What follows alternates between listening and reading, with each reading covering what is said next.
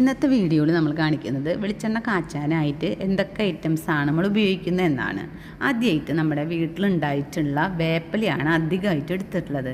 ഈ വേപ്പില നമ്മുടെ മുടി നന്നായി കറക്കുന്നതിനും അതുപോലെ നര ചെറിയ രീതിയിൽ ഒഴിവാക്കുന്നതിനൊക്കെ നമ്മളെ വേപ്പില സഹായിക്കും.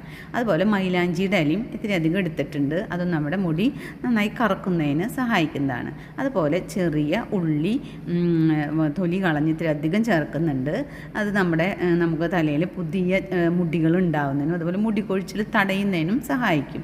അതുപോലെ കരിഞ്ജീരകം ചേർക്കുന്നുണ്ട്. മുടിയിലും തലയിലൊക്കെ ഉണ്ടാകുന്ന ഇൻഫെക്ഷൻ ഒരു പരിധി വരെ ഒഴിവാക്കാനായിട്ട് കരിഞ്ജീരകം സഹായിക്കും. അതുപോലെ ഉലുവ തലേദിവസം വെള്ളത്തിലിട്ട് കുതിർത്തത് ചേർക്കുന്നുണ്ട്. മുടിക്കും തലയ്ക്കും തണുപ്പ് കിട്ടുന്നതിനും നല്ലതാണ്. ചെമ്പരത്തിയുടെ പൂവ് ഇതളുകളാക്കി മാറ്റി വെച്ചത് നമ്മൾ മുടിയുടെ ആരോഗ്യത്തിന് വളരെ നല്ലതാണ്. അതിനുശേഷം ഈ ഐറ്റംസൊക്കെ ചെമ്പരത്തിയുടെ ഇതൾ ഒഴിച്ച് ബാക്കി എല്ലാതും നമ്മൾ മിക്സിയുടെ ജാറിലിട്ട് ക്രഷ് ചെയ്തെടുക്കുന്നുണ്ട്. അതിൽ വെള്ളമൊന്നും ചേർക്കാതെയാണ് നമ്മൾ ക്രഷ് ചെയ്തെടുക്കുന്നത്. കാരണം നമ്മുടെ വെളിച്ചെണ്ണയിൽ ഇതൊക്കെ ഉള്ളിയും ഉലുവയും വേപ്പിലയൊക്കെ എല്ലാതും പല അങ്ങനെ മുരിയാനായിട്ട് പല ടൈം ഇതാവുന്നത് കൊണ്ട് നമ്മളെല്ലാം ഒരുമിച്ച് ഒന്ന് ക്രഷ് ചെയ്തെടുക്കുന്നു. എന്നാലും അതിലും പൊടിയാത്ത മൈലാഞ്ചിയുടെ ഇലയും ഇതൊക്കെ ഉണ്ടാവും. അതിനുശേഷം നമ്മൾ ചീനച്ചട്ടിയിൽ വെളിച്ചെണ്ണ ഓൾറെഡി അടുപ്പിൽ വെച്ചിട്ട് തീ കത്തിച്ച് ചൂടാക്കി വെച്ചിട്ടുണ്ട്. അതിലേക്കാണ് നമ്മൾ ക്രഷ് ചെയ്ത ഈ ഐറ്റംസ് ചേർക്കുന്നത്. സാധാരണ രീതിയിൽ വെളിച്ചെണ്ണയും ഈ പൊടിച്ച ഈ സാധനങ്ങളും ഒരുമിച്ച് ചേർത്താണ് നമ്മൾ വെളിച്ചെണ്ണ ചൂടാക്കേണ്ടത്. ചെറുതീയിൽ വെച്ചിട്ട് ചെയ്യുകയാണ് ഏറ്റവും നല്ലത്. അപ്പോൾ നമുക്ക് അതിൻ്റെ ഉള്ളിലുള്ള ആ നീരും ഇതൊക്കെ വെളിച്ചെണ്ണയിലേക്ക് ചെറുതായിട്ട് ഇങ്ങനെ പിടിക്കാനായിട്ട് വളരെ സഹായിക്കും.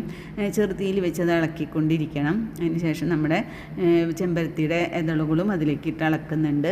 പൊടിയാത്ത മൈലാഞ്ചിയുടെ ഇലകളും അതൊക്കെ അതിലേക്ക് ഇടുന്ന് നന്നായി നമ്മൾ മുരിച്ചെടുക്കുക. അപ്പോൾ അതിലുള്ള വെള്ളമൊക്കെ ഈ മൈലാഞ്ചിയിലും വേപ്പിലയിലും ഉണ്ടായിരുന്ന വെള്ളത്തിൻ്റെ അംശമൊക്കെ വറ്റിക്കഴിഞ്ഞ് നമുക്കത് മുരിഞ്ഞ് വരുമ്പോൾ നല്ലൊരു മണമൊക്കെ നമുക്ക് വെളിച്ചെണ്ണ കാച്ചുന്ന മണമൊക്കെ നമുക്ക് ഫീൽ ചെയ്യും.